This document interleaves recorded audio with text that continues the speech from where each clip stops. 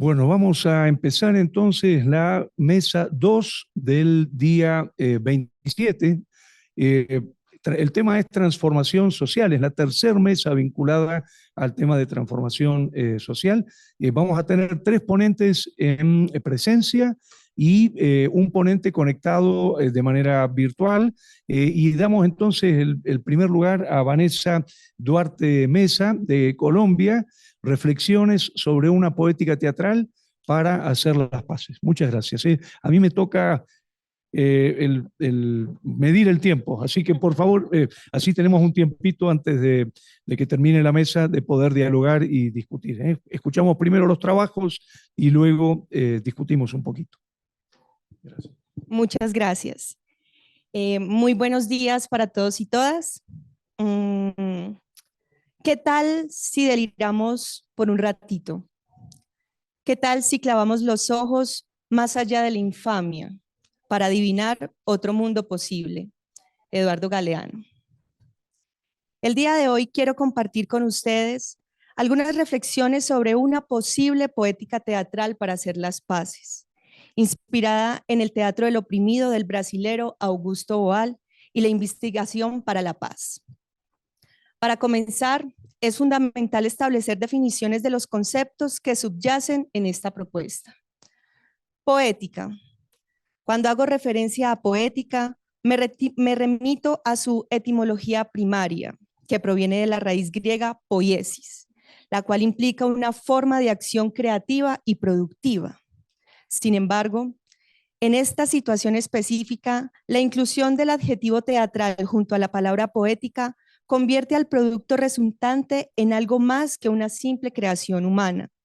Se convierte en una acción en sí misma que acontece en un tiempo y en un espacio de la realidad inmediata. Una acción realizada por cuerpos, destinada a la percepción por otros cuerpos. La finalidad intrínseca de esta acción es la representación escénica práctica de un contenido extra cotidiano, pero reconocible. Es decir, desde esta perspectiva, la poética teatral es un tipo de hacer creativo, productivo, pero a la vez performativo, capaz de realizar en el ámbito político lo que podría parecer improbable. Sobre el concepto de paces me baso en diversas referencias filosóficas e históricas. Por ejemplo, no empleo el término paz en singular, ya que respaldo la noción de paces imperfectas acuñada por Francisco Muñoz. Esto implica que hablo de paces en plural debido a la multiplicidad de situaciones en las que alcanzamos el máximo nivel de paz posible, dependiendo de las condiciones sociales y personales.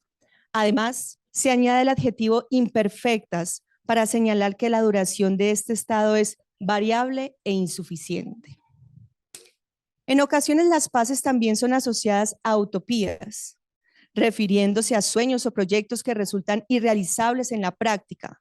Sin embargo, en la literatura latinoamericana encontramos resignificaciones de esta palabra. Galeano sugiere que la utopía, lejos de ser un mero sueño inalcanzable, debe ser vista como un horizonte al que aspirar.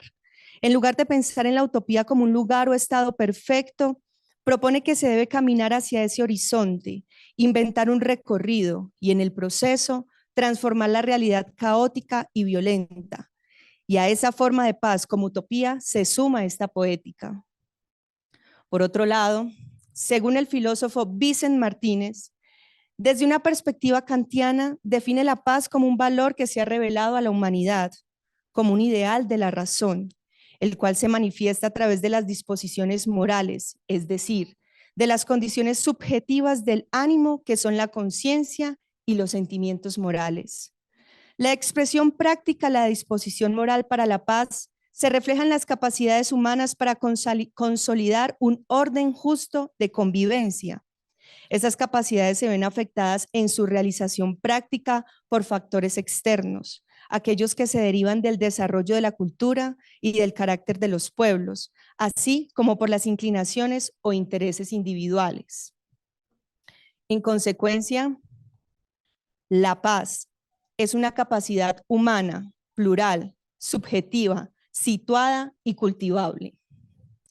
Una poética teatral para hacer las paces contempla la creación de un objeto, obra, que se expresa a través de la praxis, es decir, de un agente, artistas, que tienen la voluntad y la elección consciente de consolidar un orden justo para el caos cotidiano del mundo de la vida, creando otros mundos posibles y reproducibles, demostrando que los seres humanos pueden hacer de muchas maneras, que la violencia, la guerra, la discriminación, la exclusión, la desigualdad, el silenciamiento no es lo natural, porque entonces se admitiría que los seres humanos son criaturas incapaces de velar por un futuro impredecible pero cercano.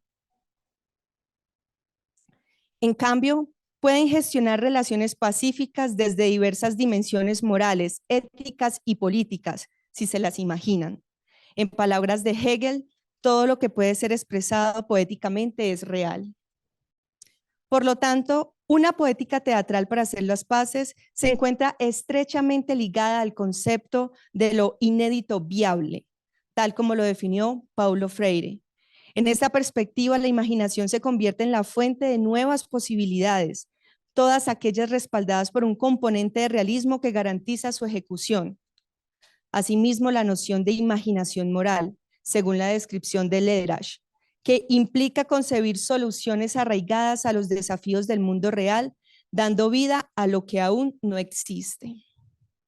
Al inicio de esta reflexión mencioné que el teatro del oprimido sirve de fuente de inspiración para la creación de una poética teatral para hacer las paces. Esto se debe a que el teatro del oprimido busca abrir espacios estéticos y poéticos donde se pueda expresar, denunciar y manifestar pacíficamente la inconformidad, incluso en medio de circunstancias atroces, sobre acontecimientos que nunca deberían haber ocurrido. Además, proporciona herramientas metodológicas para cultivar y desarrollar 3 capacidades fundamentales orientadas hacia la construcción de las paces. La primera es la crítica, que se refiere a la capacidad de cuestionar nuestras acciones, pensamientos y conocimientos. Para ella, Augusto Boal sugiere comenzar reconociendo el cuerpo como medio y materia de la producción teatral. Esto implica analizar el funcionamiento del cuerpo, incluyendo las estructuras musculares y las formas mecánicas del movimiento. El objetivo es ser consciente de hasta qué punto las presiones sociales y culturales ofrecen posibilidades corporales o por lo contrario deforman las maneras de interactuar con el mundo. Voy a poner un ejemplo personal. Como sujeto social femenino, ¿cómo influye lo que elijo para vestirme en la forma en que camino? ¿Cómo abordo el transporte público? ¿Cómo me siento? ¿En qué actividades puedo participar? Y esto a su vez, ¿cómo transforma mi cuerpo? Las respuestas a estas preguntas pueden ser diversas, al igual que las múltiples opresiones que rodean esas respuestas, tales como cosificación, estereotipos de género, machismo, techo de cristal, etc. Una vez reconocida la alienación muscular, el trabajo es desmontar estas estructuras a través de ejercicios prácticos divididos en 5 partes. Sentir todo lo que se toca, escuchar todo lo que se oye, ver todo lo que se mira, activar distintos sentidos o sinestesia y la memoria de los sentidos. Comprender las estructuras del cuerpo no solo brinda una base para la exploración teatral, sino que también abre la puerta para cuestionar las estructuras sociales que influyen en la experiencia de los seres humanos y se arraigan en el inconsciente. Este proceso invita a plantearse preguntas fundamentales sobre el destino de la humanidad. Instala la duda de conformarse o no con la idea de la violencia como último recurso para la resolución de los conflictos. También invita al reconocimiento de la libertad como la capacidad de escoger lo que se quiere para sí y no lo que toca. La segunda es la capacidad de performar, esto es, los seres humanos como agentes de la acción y el discurso, a través de mediaciones metafóricas, tienen la capacidad de crear realidades alternativas con reglas específicas que difieren de las normas dictadas por el sentido común, pero que al mismo tiempo son reconocibles porque parten de la realidad inmediata. Estas realidades alternativas o mundos posibles brindan la oportunidad de contrastar la experiencia cotidiana con las creaciones y permiten concebir nuevas vías para dar forma a lo imaginario y convertirlo en algo concreto. En esencia, esta capacidad creativa y simbólica permite explorar, desafiar y transformar nuestra comprensión de la realidad, ofreciendo un espacio para la innovación y la materialización de lo que antes era solo una idea. El principal objetivo del teatro del oprimido es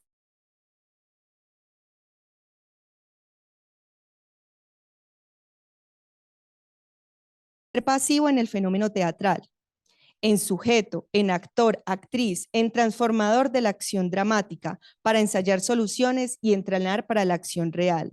En este sentido, Boal propone el teatro foro, donde se presentan formas sencillas en que el actor espectador hace obras según sus necesidades de discutir ciertos temas o ensayar ciertas acciones.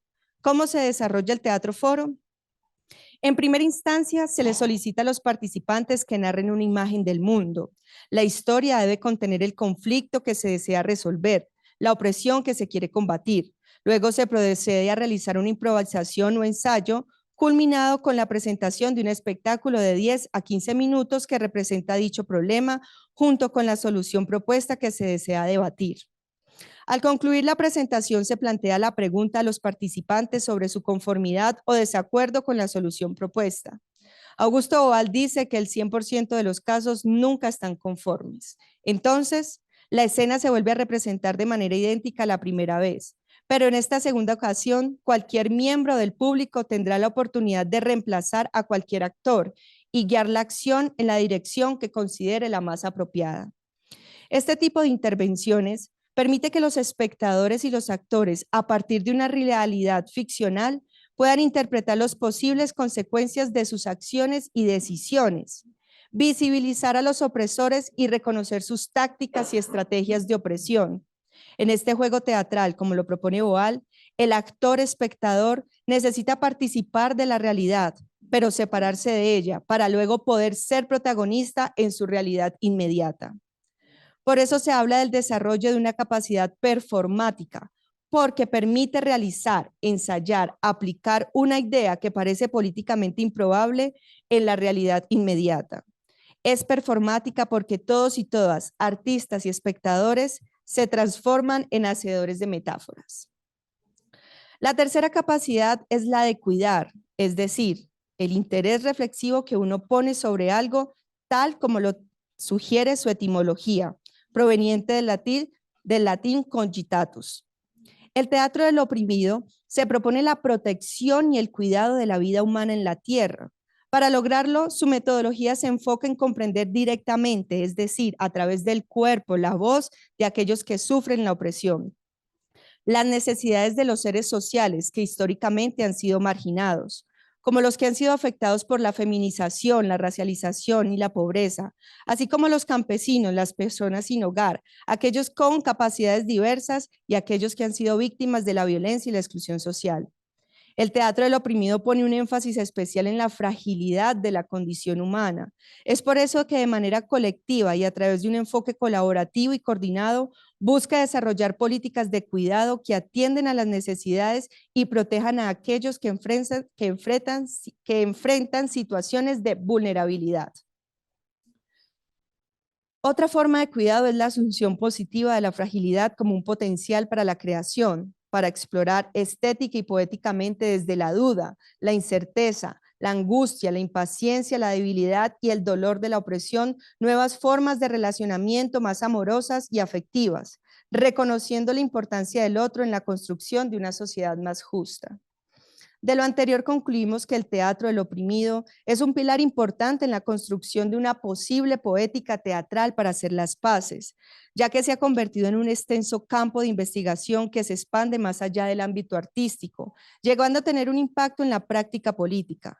Reconocer este potencial teatral abre un camino para que las personas oprimidas puedan reclamar sus derechos, tanto individuales como colectivos, y luchar contra la opresión. Este proceso a su vez contribuye a la construcción de paces desde una perspectiva de justicia social. Finalmente, una poética para hacer las paces debe ser maleable, circunstancial, casi como una serendipia, Debe responder a las necesidades del momento. Debe tener capacidad de evolución y transformación. No siempre se desarrolla en los campos mejor cultivados y cuidados. No se trata simplemente de idealizar una sociedad. Es conocer la realidad y encontrar la vía de escape, eso que nadie ve, pero que está en el corazón, en el latir de esa sociedad. La construcción de las paces va más allá de una técnica perfeccionada, analizada y diseñada. La construcción de las paces está asociada con la creación de nuevos imaginarios donde el imposible no tiene cabida. En definitiva, las paces son la praxis de la imaginación moral. Muchas gracias.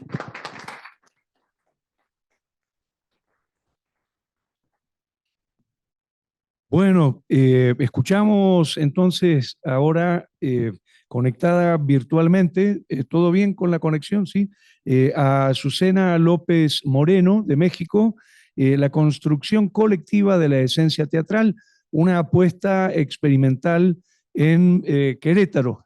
Así que vemos si está ya Azucena conectada y la escuchamos. Y dejamos entonces las preguntas para y la discusión para el final. Hola, buenos días, ¿me escuchan? Se oye muy bajito. A ver, Azucena, ¿podés subir el volumen?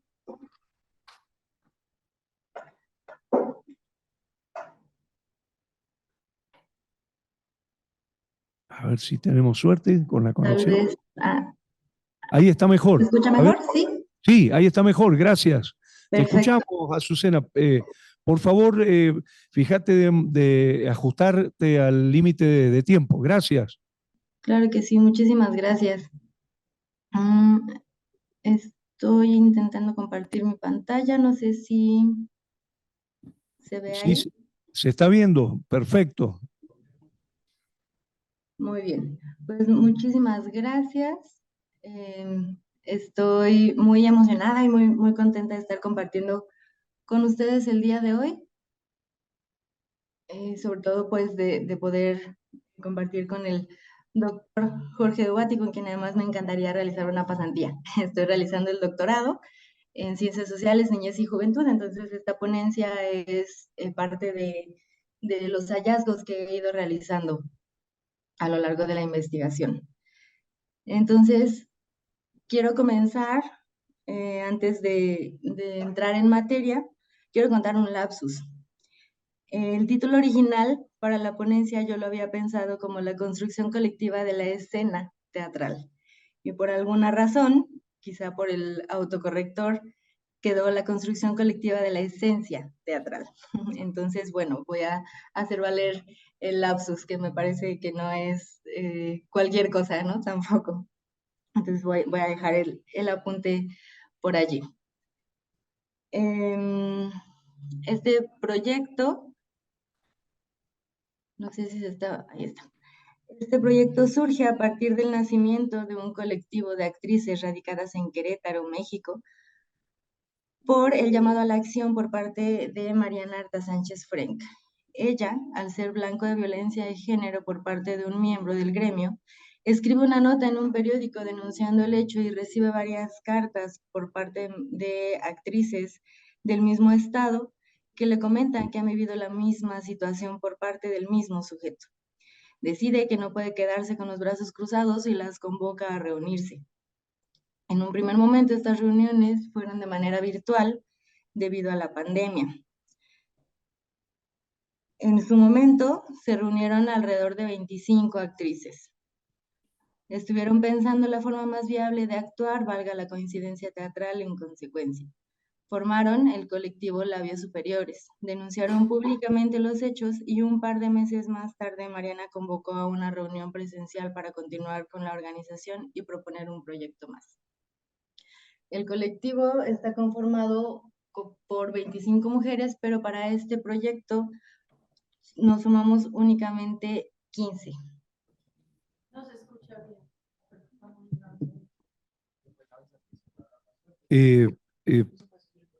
Azucena, ¿podrías hablar un poquito más fuerte?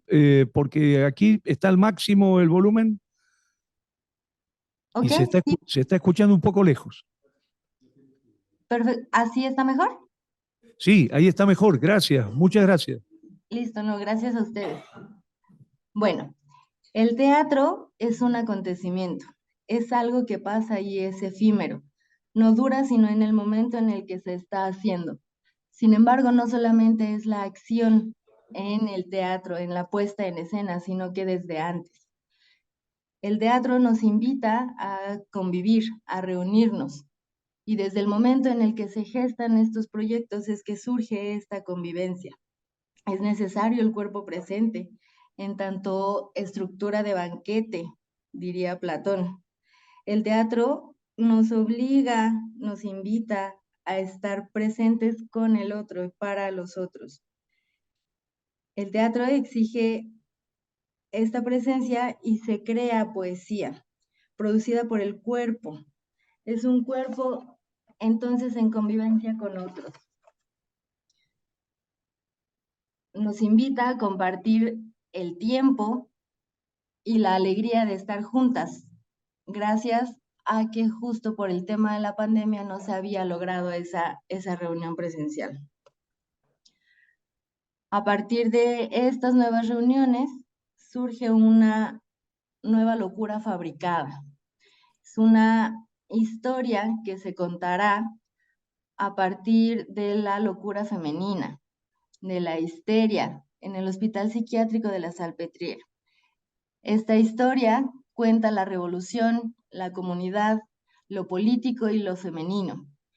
Es un proyecto en el que, entonces, de manera entrañable, quienes estamos dentro hemos decidido apostar, por amor al arte, a la locura colectiva autoconvocante. El proyecto que surgió gracias a la reunión del colectivo se denominó La Noche de las Alienadas. Es una puesta en escena que acaba de estrenar su primer temporada en el mes de septiembre y precisamente pues fue una locura autoconvocante. El arte de la narración, el arte y la narración del arte. El teatro como arte, como escritura, como el arte de decir a través de otros, de ser otro ahí, de hablar de otros y con otros. El teatro como narrativa polifónica, como práctica estética y como vía de conservación de la memoria colectiva y como reconocimiento de la alteridad, evidencia que lo importante en la memoria no es que los hechos se adecúen a lo realmente sucedido, sino que aporten sentidos que posibiliten la identificación con experiencias que no han sido reconocidas o bien han sido excluidas explícitamente desde lugares de poder. La recuperación de las narrativas como resistencia y como generadora de subjetividades por medio de laboratorios creativos, que fue una parte de lo que se vivió en este proceso.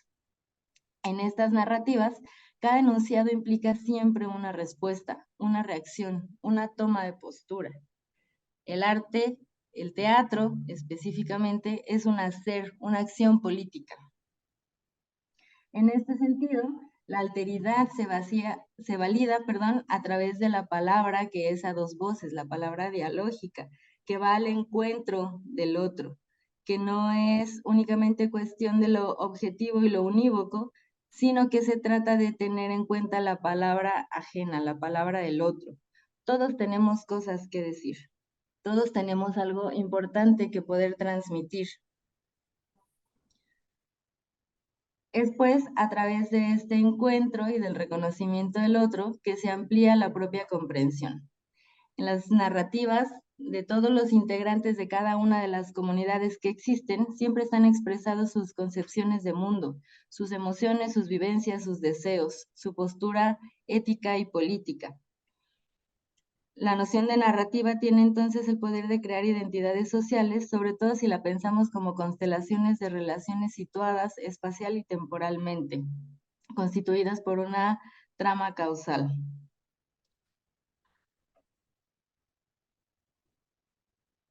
Mostrar, mirar, dirigir la mirada, actuar, ponerle atención al otro, no solo verlo, sino que mirarlo. mirar cómo se miran, cómo se muestran los otros. La forma en que ponen en escena su perspectiva del mundo es un ejercicio cotidiano en el acto teatral. El teatro es una forma de mirar el mundo y de habitarlo. En este sentido, el obrar del artista, del actor, es un obrar estético que configura éticas, poéticas y políticas de la memoria. Dice Mariana Arta Sánchez que el teatro nos lleva a nuestros peores abismos de la mejor manera. Y es a través de estos abismos que podemos llegar a la creación, transitando oscuridades es que llegamos a la luz. El teatro salva vidas. Escuché decir a varias compañeras también en el momento del proceso creativo. Y justo una mirada atenta, una mirada sensible, es algo que nos puede ayudar a transformar nuestra vida y a continuar de una manera distinta transitando por el mundo.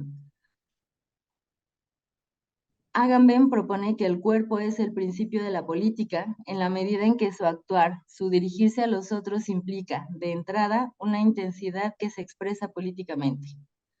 El artista, en tanto cuerpo expuesto, se sitúa entre lo dicho y lo no dicho, entre el adentro y el afuera del testimonio. El cuerpo del artista es al mismo tiempo soporte, medio e inscripción de la memoria.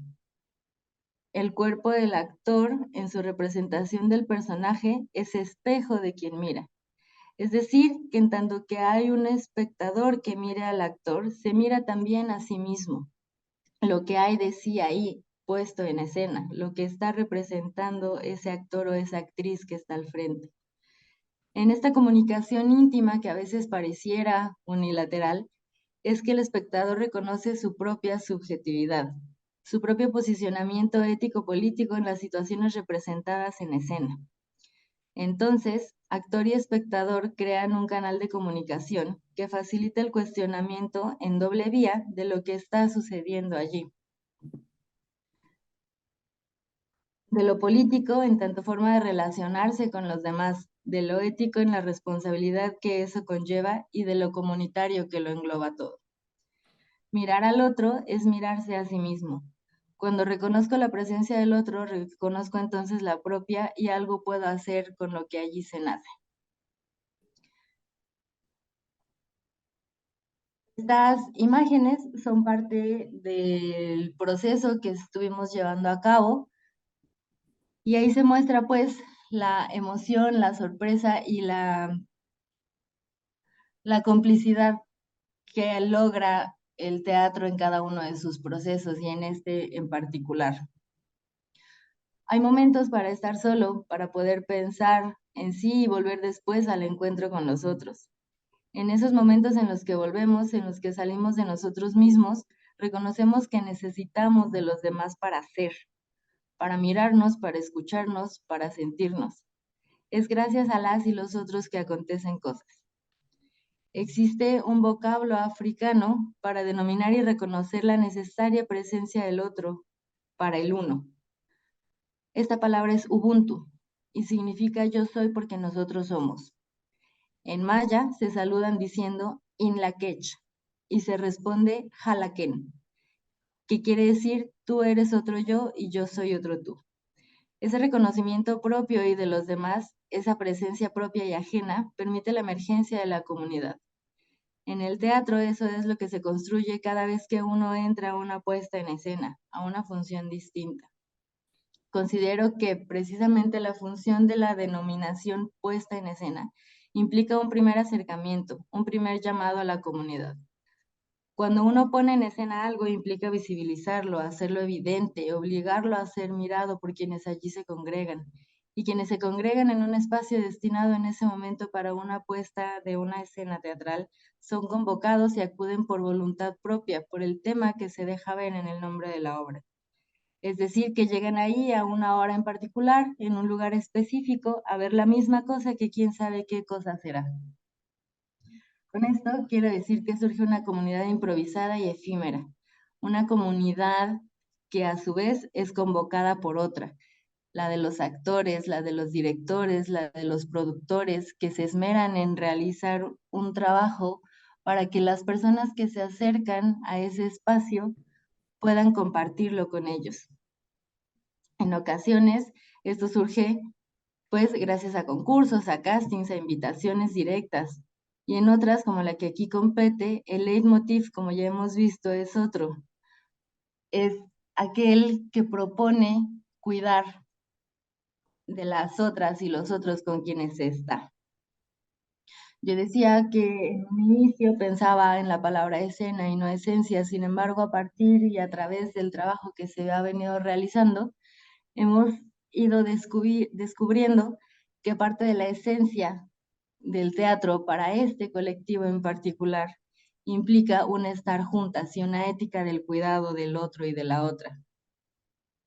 La comunidad es texto y escenario, es guión y dirección, es reparto y puesta en escena. Es el resultado de la historia oral que se replica por medio de cuentos, leyendas, historias que han sido recogidas, miradas, escuchadas por diversos actores dispuestos a mantener la vida de sus pueblos, la dignidad de su gente, la conciencia histórica. Si en esta lectura el teatro es propuesto en este trabajo, en esta investigación, como un dispositivo que es capaz de generar subjetividades políticas. Un dispositivo que permite mirar lo esencial de la raza humana, las formas en que se gestan para generar comunidad y apropiación colectiva de espacios comunitarios. El teatro visto desde esta perspectiva permite dar cuenta de la importancia de la narración de la historia propia a través de la historia colectiva, de la memoria histórica. Es un medio entonces que tiene como fin generar unidad y transformar vidas. Eso es parte de la esencia, como les decía, que se ha venido dejando ver en este colectivo, tiene que ver con el hecho de poder compartirse, poder escucharse, mirarse, pero sobre todo cuidarse en un mundo en el que cada vez se torna más difícil el poder realizar este tipo de apuestas colectivas que pareciera que es como que son de pronto cuestionadas, ¿no? Sin embargo, son muy necesarias para toda la sociedad en general. Entonces, bueno, finalmente se realizó la puesta en escena de La Noche de las Alienadas, texto original de Mariana Arta Sánchez y creación conjunta, creación colectiva del colectivo Labios Superiores, que somos queretanas, todas mujeres queretanas, todas son actrices. Yo pertenezco al colectivo, no en términos como de actriz, pero sí como parte de acompañamiento, también hay un poco como de contención psicológica por mi formación, yo soy psicóloga clínica. Entonces, pues la intención era mostrar un poco el proceso, mostrar un poco lo que se ha ido pensando a partir de esta serendipia que fue la construcción de este colectivo. Muchas gracias. Muchas gracias, Azucena López Moreno, muchas gracias. Y dejamos las preguntas, la discusión para después. Y le pido que se acerque a Yurani Mejía Restrepo, por favor.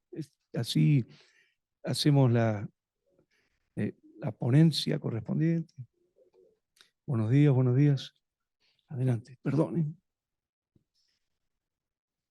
El título de la ponencia de Yurani, que es de Colombia, de la imagen al imaginario, dramaturgia social para la resiliencia y reparación. Muchas gracias. Muy buenos días para todos y para todas. Mi nombre es Yurani Mejía Restrepo. Vengo de la ciudad de Medellín, de la corporación Siruma. No sé si la conozcan, si hayan oído hablar del maestro Juan Álvaro. Te tengo yo el micrófono porque vas a tener que usar el puntero, ¿no? Ah, tranquilo. Bien. Yo soy así bien. Soy malabarista también. Sí. Entonces, ¿y esto cómo me pasa? A ver, yo veo. Ah, ya. Maravilloso. Se agotan los invisibles en el país. Somos el testimonio de un pueblo que nunca existió o que nadie ha visto nunca. Que se enteren todos los visibles. Nosotros los invisibles también existimos. Somos un pueblo que se encuentra cerca de ninguna parte. No figuramos en los mapas ni en los más actualizados. Somos un pueblo formado por seres y cosas invisibles ante el terror de que los visibles las encuentren y las destruyan. Juan Álvaro Romero, Ártiga, el pueblo de los invisibles.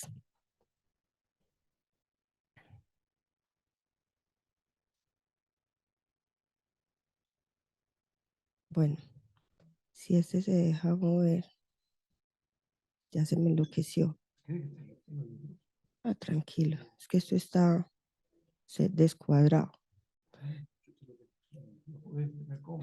Tranquilo, ya. En un país, en un país como el nuestro, donde las palabras, los gestos y las acciones de violencias y crisis se publican y se exponen constantemente en artículos, noticieros, programas y propagandas de televisión, la importancia del teatro social y político no es la de reflejar lo que está pasando. De hecho, la gente no necesita acciones teatrales para ser conscientes de la violencia que vive en el país. Esto es algo cotidiano que ocurre en todos los espacios de convivencia. Si vemos el teatro como una forma de representación de la ciudad, entendemos entonces que en esta representación teatral se evidencian los acontecimientos más dolorosos que delatan una ciudad en medio del llanto, de la desaparición, de los cuerpos de los invisibles, una ciudad enferma a punto del declive. Es tarea del teatro social y político preservar y visibilizar la memoria, y así mostrar los hechos horribles para aceptarlos y poder pedir un perdón público como acciones impostergables para restablecer la dignidad de las víctimas y de la sociedad. La sociedad en general, perdón, de manera individual, colectiva, material, moral y simbólica. Juan Álvaro Romero. Por eso se hace necesario trascender el desespero, la angustia y el dolor que genera el conflicto armado desde una visión artística, poética y dramática, ofreciendo al espectador, lector, historias y vivencias llenas de asombro, ternura, esperanza, acción dramática y, por qué no, de humor. Desde el punto de vista estético, como un análisis de la puesta en escena de la obra Ártiga, El pueblo de los invisibles, evidencia la manera en que los acontecimientos transforman las ciudades y, por ende, sus formas y representación. Cómo dimensionar estéticamente las corporalidades de los actores que representan los personajes condenados a la invisibilidad. ¿Por qué se puede considerar esta obra de teatro como una dramaturgia para la resiliencia y reparación de las víctimas?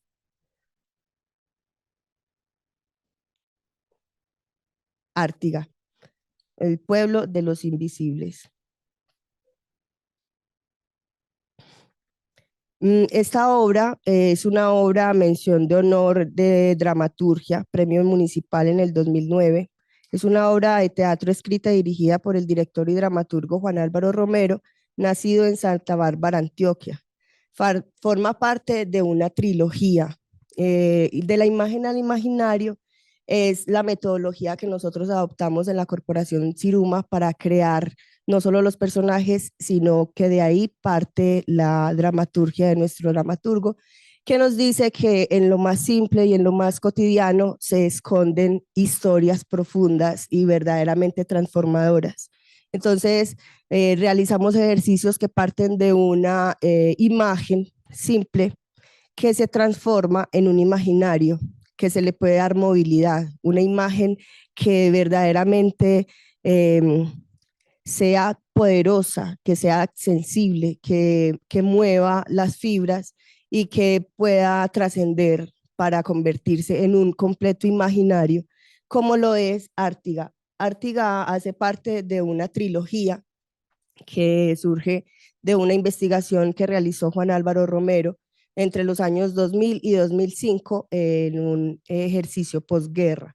Él es trabajador social y en medio de todo ese trabajo posguerra visitó muchos municipios de Antioquia que fueron arrasados completamente, prácticamente por la violencia, y de ahí surgen tres obras.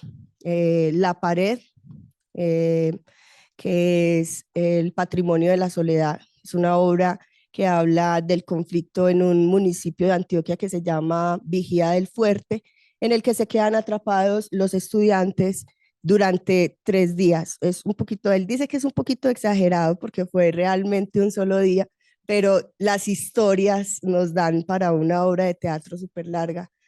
Surge también Vigía del Viento, y Vigía del Viento es el amor a la tierra. Él los pone así como el amor a la vida, que es a la pared, el amor a la tierra y a la familia, el amor a la familia, que es Vigía del Viento, y Ártiga, el pueblo de los invisibles, es el amor a la tierra. Entonces, eh, es una investigación. La escritura del texto parte de los testimonios y la información reunida en la investigación cualitativa sometida a la indagatoria sensorial y dramática, donde el conflicto y la acción dramática encuentran su fuerza en lo paradójico, el asombro, la ternura, que reflejan la vida de los personajes de la obra que construyen el pueblo invisible en medio de nuestra geografía. La obra no es una propuesta escrita desde el dolor, la agonía o el desamparo que cubre la literatura colombiana, al referirse a las problemáticas sociales antes mencionadas. La obra se construye, la obra se convierte en un llamado de esperanza en medio de la guerra, buscando situaciones extracotidianas en la poesía y en la imagen, al llegar al espectador lector y ofrecerle una visión de una visión diferente a la encontrada en los medios de comunicación. Los textos y las historias que se encuentran en la obra reflejan este teatro social y político que se hace necesario llevar a las tablas. El texto aborda desde la acción dramática las siguientes problemáticas sociales. Esta es una imagen general de la obra. Los desplazados. Colombia, después de Sudán y Somalia, es el país del mundo más afectado por este problema que las Naciones Unidas califica como un crimen contra la humanidad, siendo primordialmente una crisis de vivienda y desarraigo que afecta a más de 4 millones de personas en el país. La obra asume la problemática del desplazamiento, no desde los datos estadísticos o el reclamo a los violentos, sino desde la esperanza del retorno, de soñar con el regreso en medio de las ausencias y las soledades. Los desaparecidos. El número exacto de desaparecidos en el país es imposible de definir porque hay un gran número de familias que optan por el silencio, que se convierte en garantía de vida. La obra asume la problemática de los desaparecidos no desde el reclamo, sino desde la espera y la búsqueda que crean los habitantes del país, estrategias y formas diferentes de esperar a sus seres queridos, haciendo uso del asombro y de la imagen. Los niños en medio de la guerra. La mayoría de los afectados por la violencia en Colombia son menores de 18 años, niños y jóvenes inmersos en la prolongada tragedia del desarraigo forzado, acumulando desde muy temprano la experiencia del dolor compartido, de la tierra abandonada, del sufrimiento urbano, del hambre que se vuelve costumbre, de culturas desconocidas, de nostalgias reprimidas, de recuerdos que vibran en silencio. La obra asume la problemática de los niños en medio del conflicto armado, no desde el dolor y la crítica social, sino desde el absurdo de la guerra como un juego sin sentido. El texto tiene micropoéticas que presentan una comunicación amplia y expedita entre los artistas y sus espectadores, una comunión de interés al modificar las formas de representar del escenario que los representa. Esta obra lleva más o menos unos 10 años de puesta en escena. Es un trabajo muy bonito frente a lo que es el cuerpo invisible de los actores, porque queremos llevar al escenario aquello que es invisible.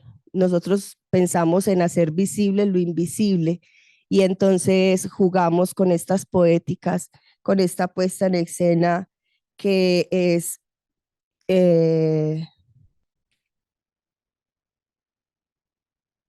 ver si les puedo mostrar por aquí. Resulta que ellos se esconden es un pueblo que se hace invisible ante el paso de la guerra. Son personas que que fueron desplazadas de su lugar y tienen en su mente no dejarse volver a desplazar nunca. La puesta en escena nos permite crear como una forma de escape. Entonces llega el momento, la obra se divide entre simulacros. Ellos están preparándose todo el tiempo para la llegada de los violentos y siempre se están preparando para esconderse. El final de la obra, no se los voy a contar para que se la vean algún día. Ellos se esconden completamente. Tenemos un sistema muy bonito de poleas en el que se suben unas paredes.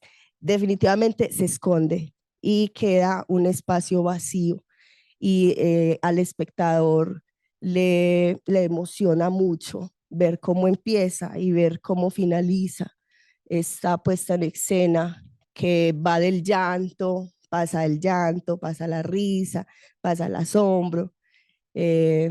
Definitivamente es una obra muy mostrable que le decimos a Juan que la saque, pero él dice que es muy difícil porque la verdad,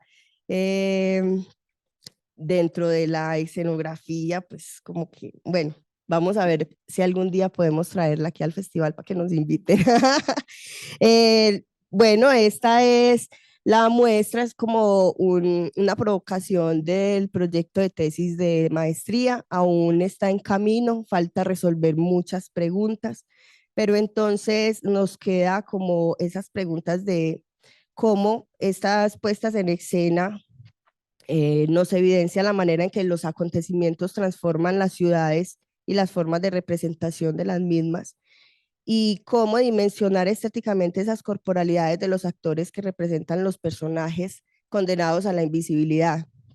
Prácticamente todos son desplazados, pues todos son desplazados, pero en su contexto lo que estoy haciendo es como llevar Ártiga, el pueblo de los invisibles, existe en la ciudad de Medellín, porque es ese montón de gente que se viene caminando de los pueblos desplazados y poco a poco van llenando las laderas. Entonces así se transforma la ciudad. Muchísimas gracias. A ver si era la última. Sí, aquí hay unas como el público, nosotros tenemos un paredón donde también hacemos partícipe al público y nos pone como sus emociones, y nos parece súper bonito ver cómo de verdad estas dramaturgias trascienden hacia una conciencia colectiva de la paz y de la resignificación. Muchísimas gracias. Gracias. Muy bueno. Gracias, Yurani. Muchísimas gracias. Y les pedimos que se acerquen. Vamos a agregar una silla, un segundito. Muy bien, pero podemos enfocar, sí, no hay problema. Excelente, buenísimo. La ponencia que vamos a escuchar es Francisco Aurelio Sánchez y Federica Larraín Mate, una ponencia que cruza a México y a Chile y a México. Millennials teatrales, violencias desmanteladas, utopías y neoviolencias. Muchas gracias.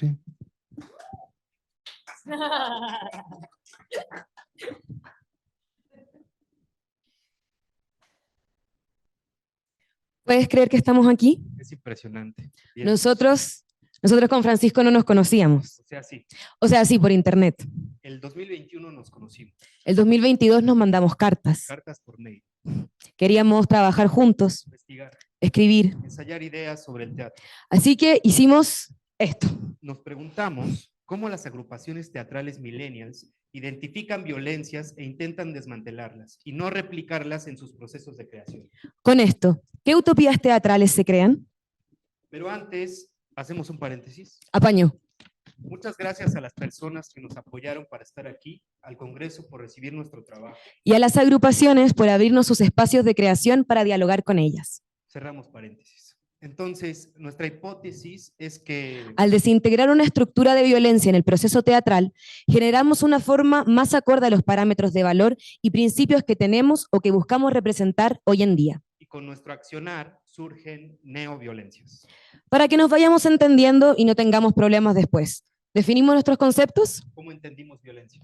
Lo entendimos como una característica que no es inherente al ser humano, sino un modo de respuesta que hemos naturalizado a lo largo de la historia, transformándola en la primera reacción que encontramos para enfrentarnos a cualquier tipo de conflicto. Respaldamos el término en los estudios que realiza Isabel Aguilar.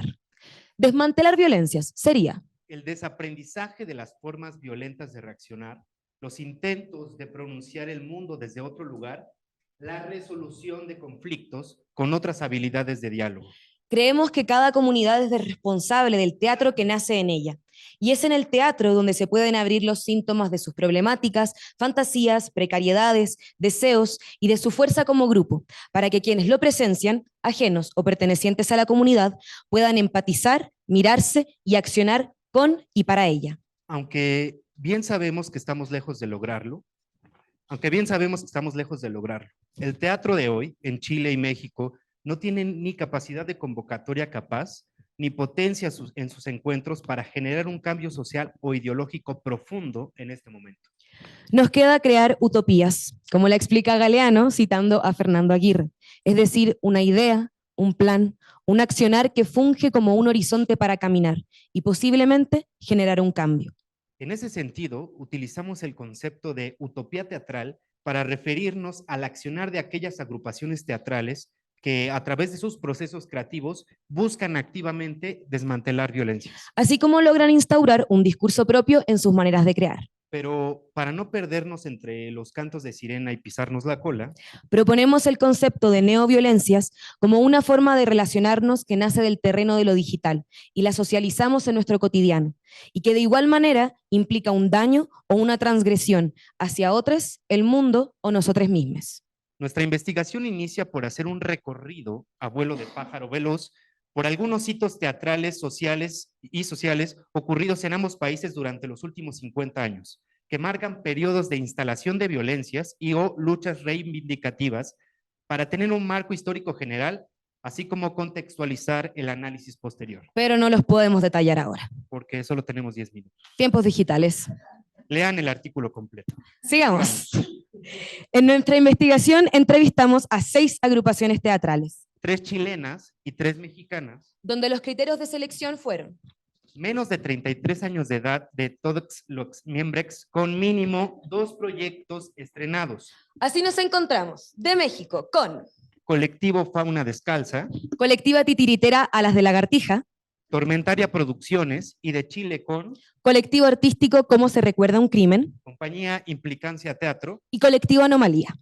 Les realizamos una encuesta y una entrevista donde partimos por preguntar qué entienden por ser millennials, qué caracteriza a esta generación y cuáles son sus desafíos. Como millennials teatrales, supone repensar las formas de relacionarse para que el proceso de creación de la obra no esté por encima del cuidado de los cuerpos y a su vez seguir manteniendo un rigor teatral.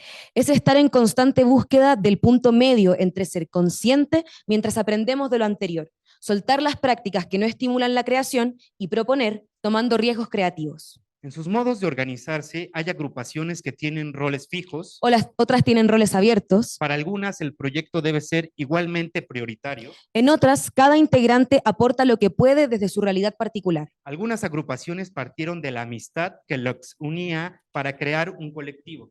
Otras nacieron entre personas desconocidas que desarrollan una amistad gracias al proceso creativo. Porque el teatro no solo se puede soñar en soledad, sino que se hace en colectivo y con la gente que lo presencia. Declaran buscar en el trabajo la horizontalidad. Consideran que esta horizontalidad se da a través de la escucha y el diálogo.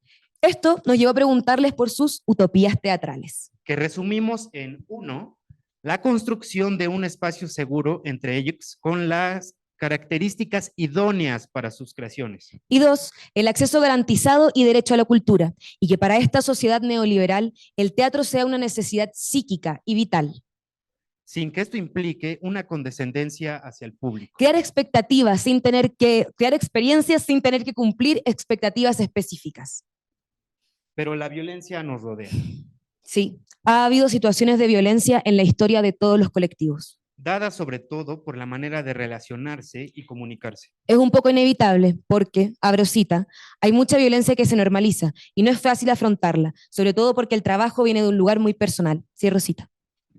Ante estos errores y formas violentas de relación-comunicación, las agrupaciones han aprendido a agudizar más su escucha y su capacidad de diálogo para abordar sus procesos creativos y directa o indirectamente desmantelan violencia. La importancia de comunicarle a tu equipo creativo cómo te sientes de manera honesta y desde la ternura, sean amistades o no, es una idea que estuvo presente en la conversación con todos los colectivos.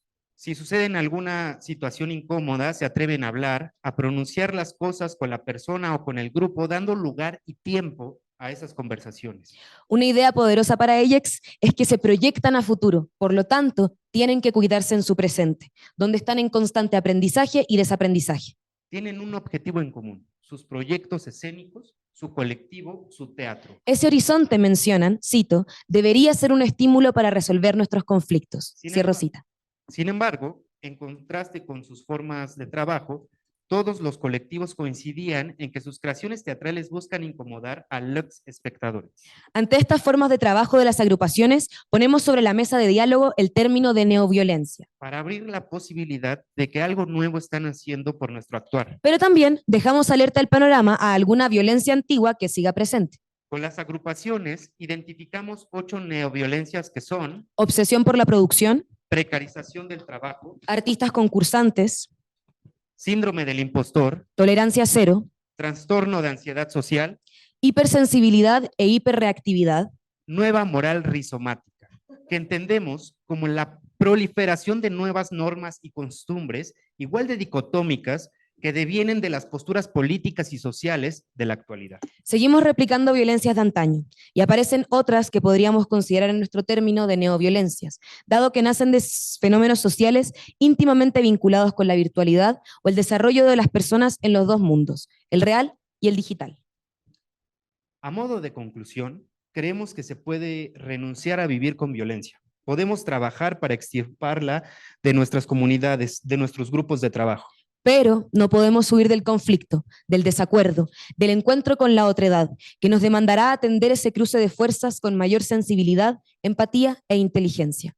Las agrupaciones se conciben como un árbol que intenta sostenerse en medio de una tormenta y se preguntan, abro cita, ¿es necesario ir más allá del teatro para luchar contra la violencia que, de todas maneras, es más grande que una temporada, que una obra? Cierro cita. Es la proyección y permanencia en el tiempo de un proyecto común que impulsa no a negar el conflicto, sino a solucionarlo para crear y habitar el mundo en paz.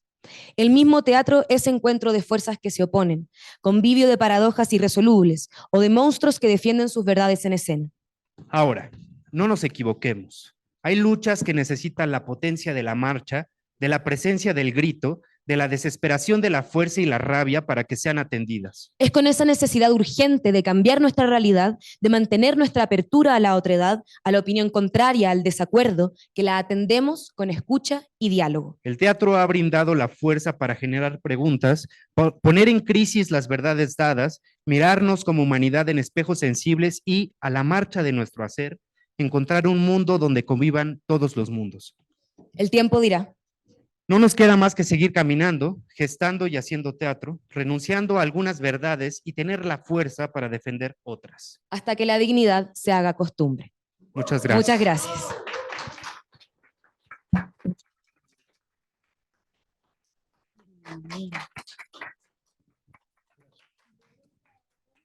Bueno, muy bueno, muy bueno. Tenemos unos minutos. Sí, perdón. ¿Quería decir algo? No. Dale. Exacto, tenemos 10 minutitos. Sí, dale. No sé si el micrófono, así, o te paso así. No, está ahí el otro. Ahí hay otro. Gracias.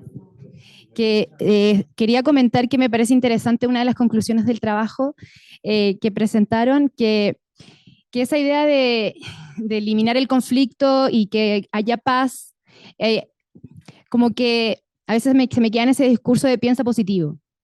¿Me entiendes? Como piensa positivo, la vida es linda, salen los arcoíris, y la verdad es que creo yo que no tenemos que negar el conflicto porque el conflicto es parte de nuestra historia humana, es parte de nuestras relaciones, siempre hay conflicto, hay drama, la vida es dramática, o sea, va a haber conflicto, va a haber pelea, la convivencia en sí es dramática, genera conflicto, la convivencia país, la convivencia comuna, en la familia misma, lo vimos en la pandemia, yo terminé peleadísima con mis papás.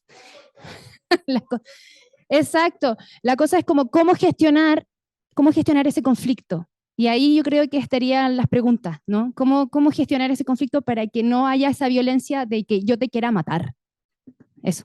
Nada más quiero para ordenarnos un segundo, decir si se quieren arrimar acá los expositores, si nos están faltando un par de sillas, por favor, así si quieren venir, así nos sentamos.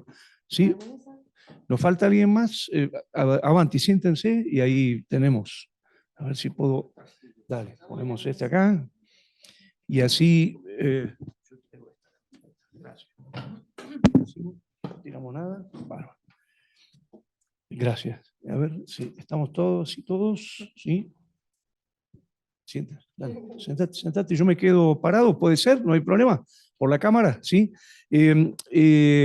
Ahí tengo una silla, gracias. Así ya nos organizamos. Buenísimo. Muy amable. Buenísimo. Bueno, no sé si quieren contestar a la intervención de recién y después abrimos a la otra. ¿Les parece? ¿Sí? Y aclaremos que estamos con Azucena en...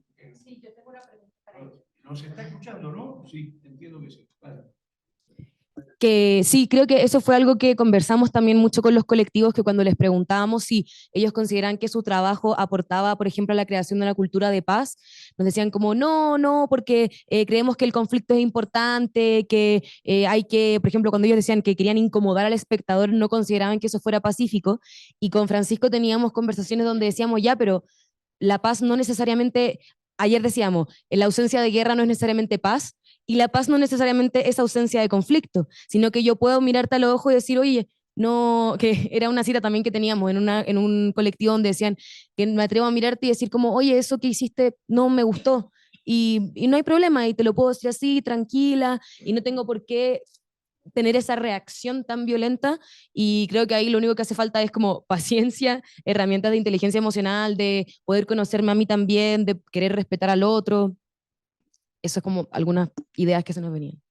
El conflicto también es necesario. No, yo quería simplemente como apoyar la idea y que ellos mismos propusieron. Yo creo que cuando hay un diálogo horizontal, cuando yo puedo expresar lo que siento, cuando yo puedo, como estás simplemente mencionando estas dos herramientas, yo creo que ya uno puede afrontar el conflicto de otra forma. Y finalmente es que los seres humanos somos, pues, eso lo dice Kant, no lo dije yo, que somos antagonistas, o sea, tenemos una carácter antagonista, es decir, queremos estar en sociedad, pero al mismo tiempo no queremos estar con la sociedad, ¿cierto? Entonces es como si es un llamado a poder generar una concordia en este medio, en esta discordia que siempre estamos haciendo. No es alargar la discordia, sino que siempre estamos pensando, bueno, ¿y cómo lo podemos mejorar? Creemos a veces que la violencia es una forma de llegar inmediatamente a un destino pacífico. Decimos, no, acabemos con todo y verás que ya llegamos a la paz, ¿cierto? Es como uno de los pensamientos más recurrentes. Y no, lastimosamente o afortunadamente, la paz es ese recorrido doloroso, nauseabundo. Cuando encontramos y nos revelamos frente a algunas situaciones conflictivas, decimos, cómo vivimos en este mundo tan deshumanizado, ¿cierto? Entonces es como finalmente un poco abrir los ojos. Buenísimo. Azucena, ¿estás ahí? ¿Sí? ¿O sí, aquí estás? estoy. Porque hay una pregunta para vos. Perfecto. Hola, Azucena, ¿cómo estás? Hola, Mira, bien, Azucena, escuchándote, tengo una pregunta.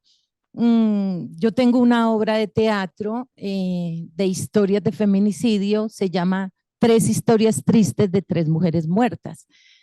Y cuando tú hablabas, hay 3 frases que dijiste que me gustaría, no entendí muy bien el contexto, pero me llamaron mucho la atención, que es efímero, lo otro, locura, histeria. ¿Por qué? Porque pues cuando estamos representando algo tan tenaz como un feminicidio, para mí, por ejemplo, como actriz, esta palabra efímero no existe. Entonces, no sé en qué contexto. Al contrario, después de esta obra, yo creo que ha pasado un tiempo y me encuentro con gente que me dice, tú hiciste esa obra sobre tal feminicidio.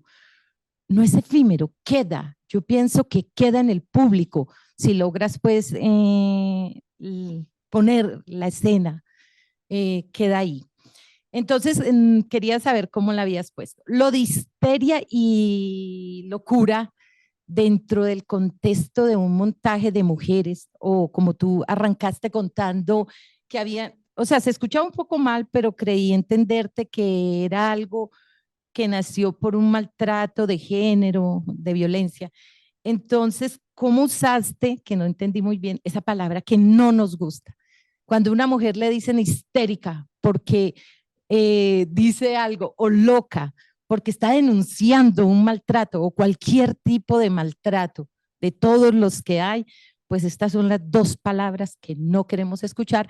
Lo digo yo, en toda esta investigación que hemos hecho, llevamos 10 años trabajando con historias, historias de mujeres, historias tristes, historias de mujeres víctimas de feminicidio, obviamente con su familia, que nos han contado. Era eso, esa pregunta, gracias. Sí, muchas gracias por tu pregunta. Voy a empezar con la parte de la locura y la histeria.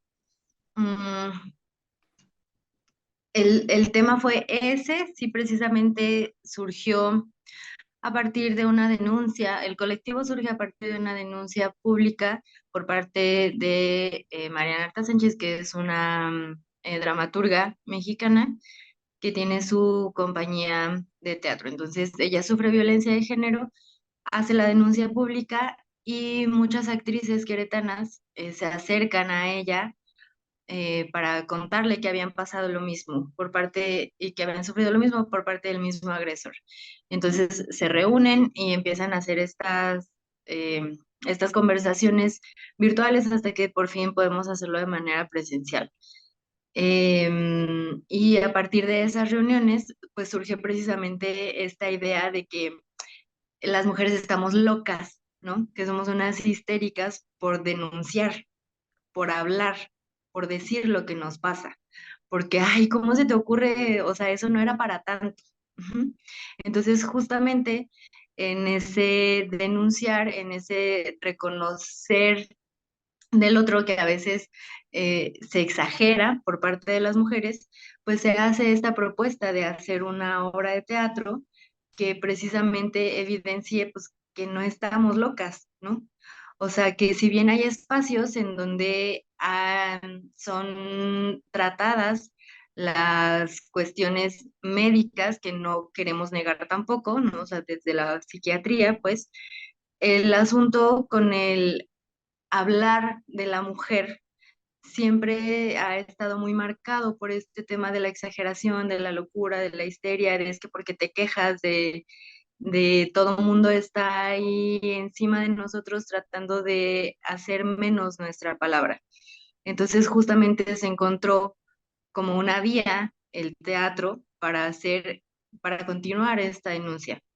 Entonces, una cosa que se dice también, pues es que los locos siempre tienen como una parte de verdad en su discurso, ¿no? Precisamente por eso eran encerrados, ¿no? Por eso son relegados. Entonces, hablar un poco de la locura femenina tenía esa implicación, ¿no? El continuar como con esta idea de denuncia desde la locura que aparentemente puede ser un poco más, voy a decir, viable de ser recibida desde otras formas, porque además la obra era una obra de teatro de corte experimental, inmersiva, en donde el espectador no era solo espectador, sino que se convertía en un interno del hospital, de la Salpêtrière junto con las locas, y entonces transitaba el espacio, se movía de una sala a otra, de un pabellón de internas a otro, de el cubículo clínico del psiquiatra, del doctor Pinel, hacia visitar al pabellón de las locas.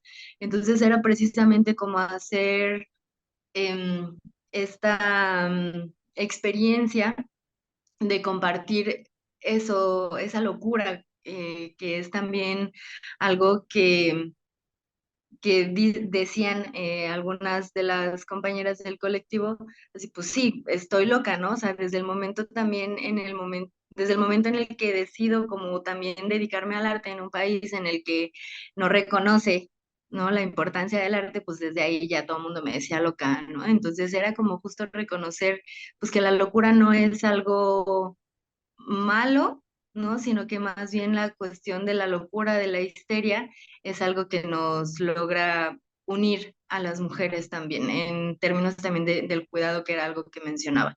Y la cuestión de lo efímero no es que se desvanezca lo que se quiere decir, sino que en el momento solamente yo quería hablar de lo efímero en el sentido de que la acción es ahí y no se vuelve a repetir. O sea, así sea una temporada larga, cada función es distinta. A eso me refiero con lo efímero, no con los efectos, no con el recuerdo, no con la memoria, sino que la acción concreta de ese momento es ahí y no vuelve a pasar igual. No sé si respondo. Gracias, Azucena. Nos hemos tomado el tiempo de, como empezamos un poquito más tarde, ya nos pasamos sobre el tiempo del receso. Son 11:15, ¿no? Pasadito. Y tenemos que armar la otra mesa, así que vamos a tener que dejar aquí. Yo lo que quiero destacar la excelencia de la mesa y sobre todo nombrarlos. Vanessa Duarte Mesa, muchas gracias. Muchas gracias a Azucena López Moreno desde el vínculo virtual. Por otro lado, Yurani Mejía Restrepo, muchas gracias. Y Francisco Aurelio Sánchez y Federica Larraín Mate, gracias, muchas gracias. Les pido un gran aplauso para ellos y los invitamos a quedarse en la mesa de expositores que sigue. Gracias.